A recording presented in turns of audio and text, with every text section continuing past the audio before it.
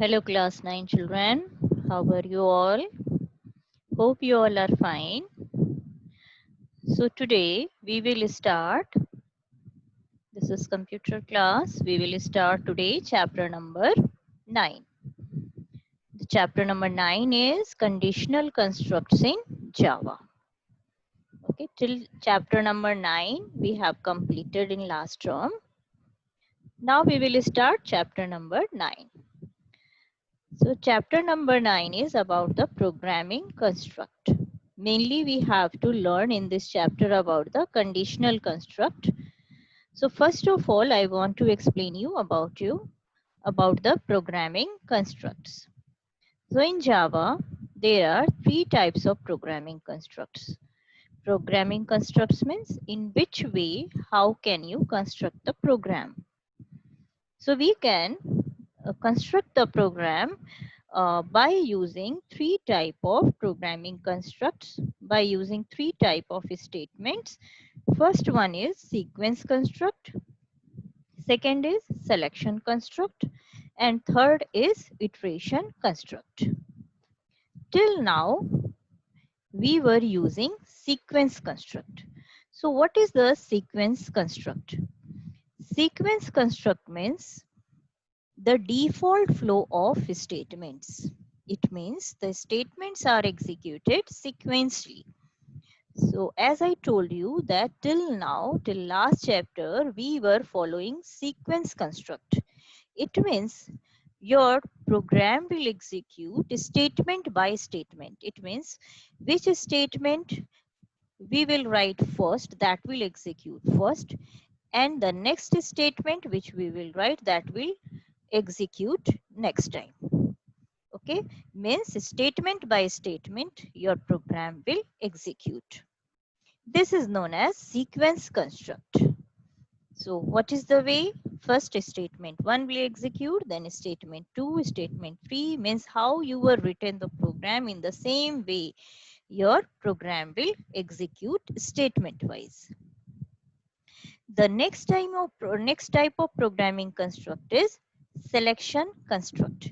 What is the selection construct? The selection construct depends upon a condition test. So here your program will not execute statement wise, sequence wise, but it will depend upon the conditions.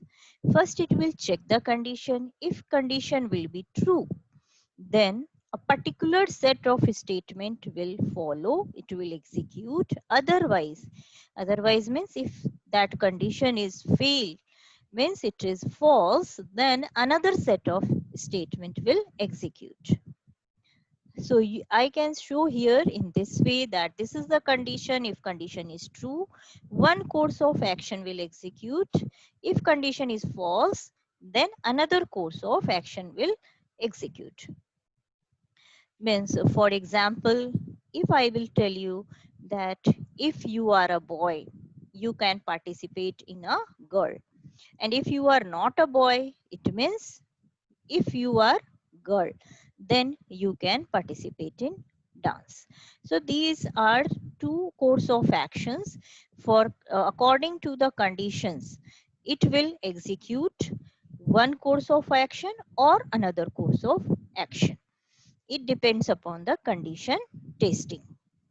Next one is looping or iteration construct. In such type of iteration construct, a set of statements are repeated till the time a condition is true. Means if your condition is true, then for a particular time period, okay, for the particular time period, it will repeat the particular set of statements.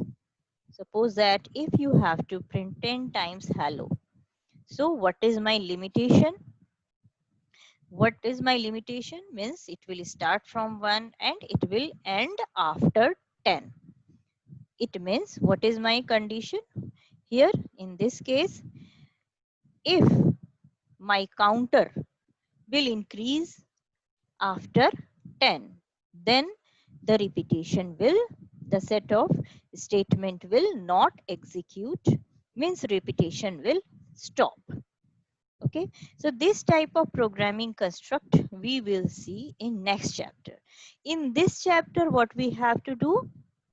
In this chapter, we have to learn about the conditional construct, or you can say selection constructs. So how many types of selection statements are in Java?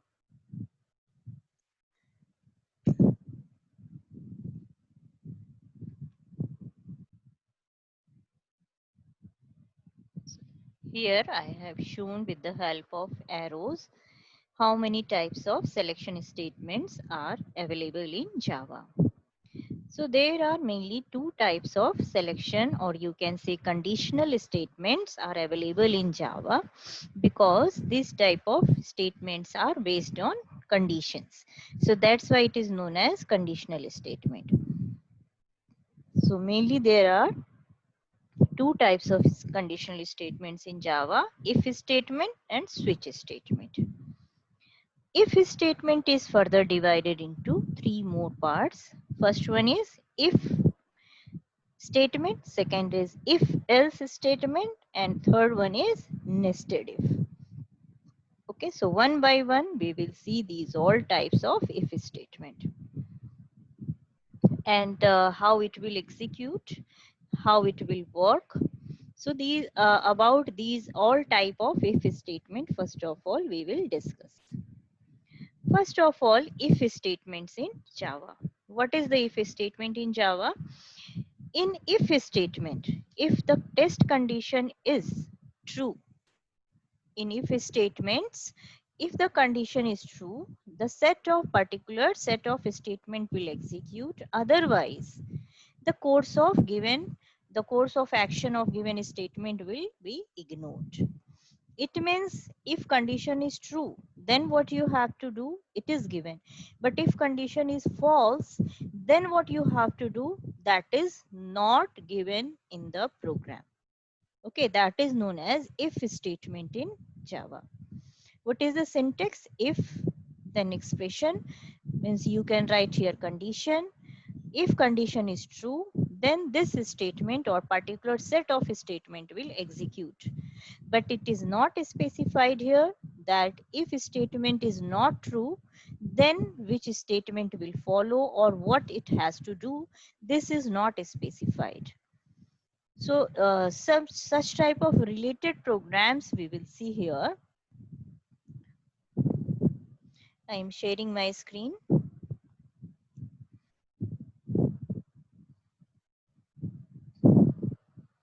This is my first program, selection statement. If, means if only given that if condition is true, then what happen? Otherwise, if condition is false, then what we have to do? It is not given. Okay. So I will show you here one program. Here, what we will do in this program, we will, what is the program? We will see here, we will compare two numbers. We will input two numbers first of all, and then we will compare those two numbers, that which number is larger. That we have to compare here. Okay. So what I have done, we have to input here two numbers. So of course, first of all, we will include here util package. So I have also included here import java.util.scanner. Then my class name is selection statements if. Here I am using only if statement. That's why my class name is also statements if. Now this is my function main. So I have to input here two numbers. So I have given here also two number. I have taken here two variables, n1 and n2. These two numbers, in these two variables, first of all I will input two numbers and then I will compare those. So first of all, for input I will create the object for a scanner class. This is my object sc. So I have written here scanner sc equal to new scanner system.n. Then I will give the message to the user. So I will use here system.out.println. And what is the message? Enter first number. Now with the help of SC object, I will give the input in variable n1. So n1 is equals to sc dot next int, because n1 is of which type of variable? Int type of variable. Next message I will give to user, enter second number, and I will input here second number in the variable in n2. n2 is equals to sc dot next int. Now I will use here if statement for the condition checking. What is my condition? If n1 is greater than n2. If n1 is greater than n2. If n1 is greater than n2 means n1 is the larger number. Okay. So n1 is first number. So I will give here message system.out.println first number is larger, because my first number is n1 and second number is n2. So if n1 is greater than n2, I will give here message, give here output, first number is larger. But suppose that if n1 is not greater than n2, then what happen? That is not mentioned in this program. So this is known as if. This is known as if. Means if a particular if condition is true, then which statement will execute, that is mentioned in the program. But if it is not true, then what happened, that is not given. Now I will execute this program. I will compile here. It was my program. Right click, void main, because my program was written in main. Okay.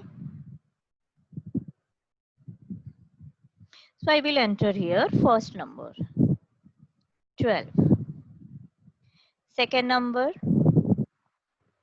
5.